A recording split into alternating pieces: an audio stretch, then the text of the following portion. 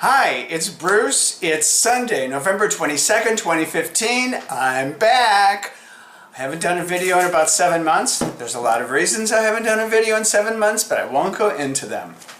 But people have asked me, when are you going to do a video? So here it is. Next week, November 24th, Tuesday, I am turning 68, and one of the reasons I'm doing the video is to show you that I'm still alive, I'm in good shape, knock wood, and in that time, I've seen a lot of shows. We're going to talk about 32 plays, but really I'm only going to discuss a few at length, the ones that I recommend. Then I'll show you what else I've been up to. Let's get going.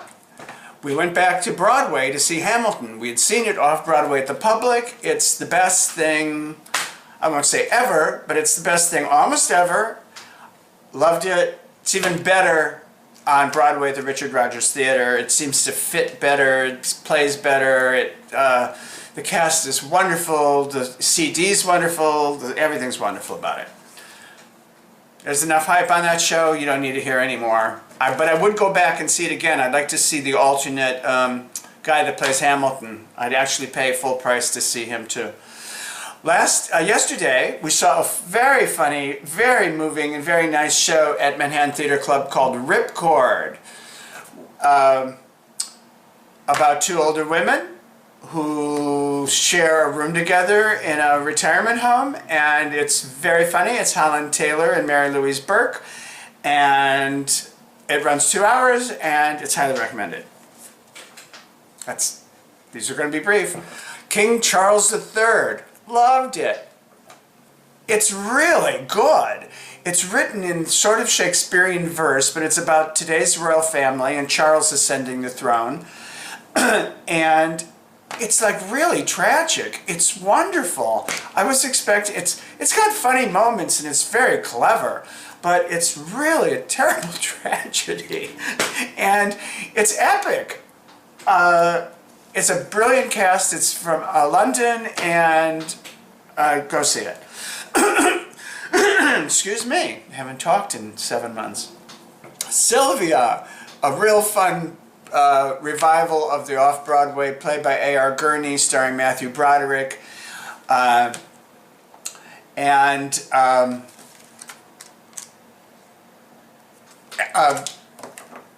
my God. Annalee Ashford, sorry. She's wonderful. She plays Sylvia. It's about a man and his dog and a jealous wife. It's a limited engagement. I recommend it very highly. Off-Broadway, Clever Little Lies by the wonderful Joe DiPietro.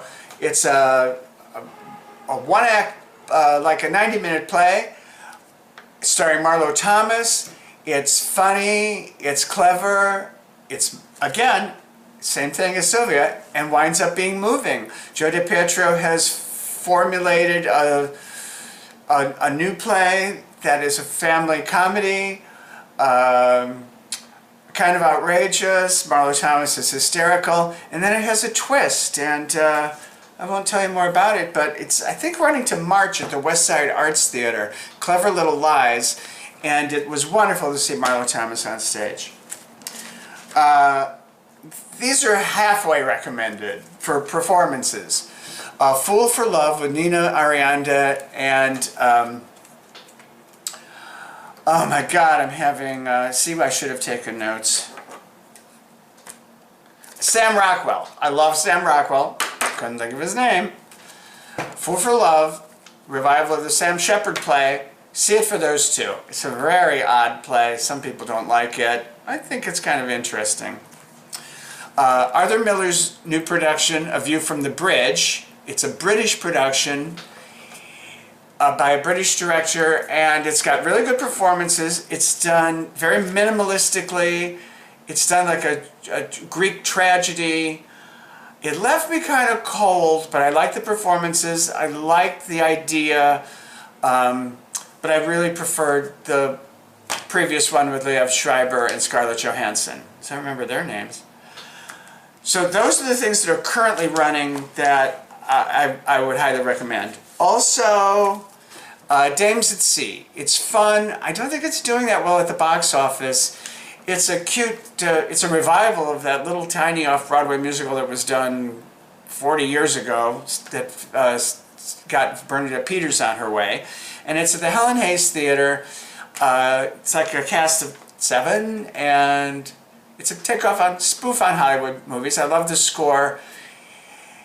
It's odd though. You can really enjoy it. It's very enjoyable. It's frothy. It's leaving some people like with a little lack of substance for being on Broadway. All right, so that's what's around that I'd recommend. We did go to London to see Imelda Staunton in Gypsy. She was brilliant. The production was okay. Sometimes the British and putting the American musicals together, I don't know. I guess I'm just a Broadway baby and spoiled. Their supporting cast, the strippers, I didn't care for at all. But Imelda Staunton was one of the best roses. So if it's still around and she's in it and you're in London, grab a ticket. Still running that, I don't know. Dada Wolf Papa Hot, about 2 male gay couples who have children, and I work at a law office that's mainly gay, and I get that all day, and so this was like hearing all the stories I get at work. Harold Pinter, if you follow me, you know I love Harold Pinter. This is a production of Old Times with Clive Owen and Eve Best. It was very disappointing to me. I loved Clive Owen. I didn't think Eve Best was the best. And it's got an odd set, and it's too big of a theater, and the play's better than the production. I don't know if he's still doing it, but we went to see Hasan Minhaj, who's a reporter on The Daily Show, Trevor Noah's Daily Show now. And he does a one-man show called Homecoming King about his high school years in California, being an Indian of Indian descent. And I love Hasan Minhaj, so we went down to see that, and it's like 70 minutes. Also still running, but confounding, and it's moving to Broadway, The Humans, a play that's being done at the Roundabout Laura Pels Theater now, done by the playwright who did Sons of the Prophet, which I thought was a much better play. It's very well acted. It's about a dysfunctional family and Thanksgiving. It confounded me at the ending, really. It got really good reviews, though. What can I say? A play I did like, Significant Other, which is gone. So now I'm just going to whip through what I've seen. Something Rotten, I never reviewed. I didn't review it because I didn't care for it that much, but I didn't want to be a naysayer. But now I can just say it. It's very funny. It's got a lot of jokes. People in the theater love it. People come up and go, "Oh, did you see Something Rotten? It's wonderful." I go, yeah, isn't it? It's funny. I think it's almost too many jokes. They're a little bit too sophomoric, and just because you reference the genre of theater doesn't mean it's hysterical. But I'm in the minority. I'm just a grumpy old man. The cast is brilliant, and Casey Nicholaw did a wonderful job directing it. I just thought it was like a very, very well-directed and finely tuned musical that they grabbed out of somebody's college theater and then said, let's do it on Broadway and add all the bells and whistles. All right, so now for the stuff that's not here anymore.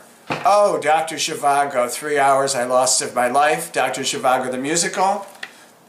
What can I say? I lost 3 hours of my life. Fish in the Dark, the Larry David played. It was fun to see Larry David and some of the cast. Not very well written. And he had actors coming on for like 2 lines and doing nothing else. It's like, wow, Larry, you don't have to care about the economics of Broadway. You're making $1.5 million a week. Airline Highway, a play that was done at the Manhattan Theater Club. I think it was up for Best Play. It got several Tony things last year. It was enjoyable, big cast. Kind of a cute but too slight musical, It Should Have Been You, directed by David Hyde Pierce. I probably had more fun than I should have. Shows for Days, a Lincoln Center production of the Mitzi Newhouse. I didn't care for the play at all. Patti LuPone was brilliant. Preludes in the small theater at Lincoln Center, done by the guy that did Natasha and Pierre in the Great Comet of 1812. Is that what year that comet was? Interesting, but kind of confounding.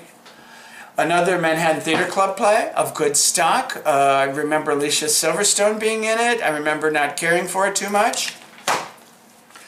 Heisenberg, is this another Manhattan Theater Club play? Oh God, I really have seen all their stuff. Mary Louise Parker. Horrible. The Flick. Now this is an interesting play, and it's still running, not with the original cast. It's like 3 hours long, and it's about some people in a one of the last movie theaters that still runs a 32mm film or whatever it is. It's not bad. It's not bad. Mercury Fur. This was a horrible play, and my friend Paul Iacano was in it, and he was very good, and the cast was very good, but it was depressing and oh God. This one I have to look up. I should have seen. It's too many ones to take notes about, unfortunately. Oh, James Lacine did a one-man show, The Absolute Brightness of Leonard Pelfrey. I think it's still running. It's very good. It's he plays a lot of characters, and it's about the disappearance of a kid in New Jersey. It's gay themed, and actually this should have been more at the top of the list. Not very good play called The Hummingbirds Tour. That's all we'll say about that. Nice production by a company called Masterworks Theater Company. My friend Nick Searley played Puck of A Midsummer Night's Dream. They're very clever. Now, things I went back to see. Hand to God on Broadway. I didn't like it off Broadway. We thought, well, let's go see it on Broadway. I still didn't like it. Nice cast. I'm in the minority. I did go back to see On the 20th Century because I loved it. It's not running anymore. Kristen Chenoweth was robbed of a Tony. We went back to see the alternate Boy and Curious Incident of the Dog in the Nighttime, which is still running, but not with the original cast. Brilliant production. This you should go see. I'm sure whoever's in it is wonderful.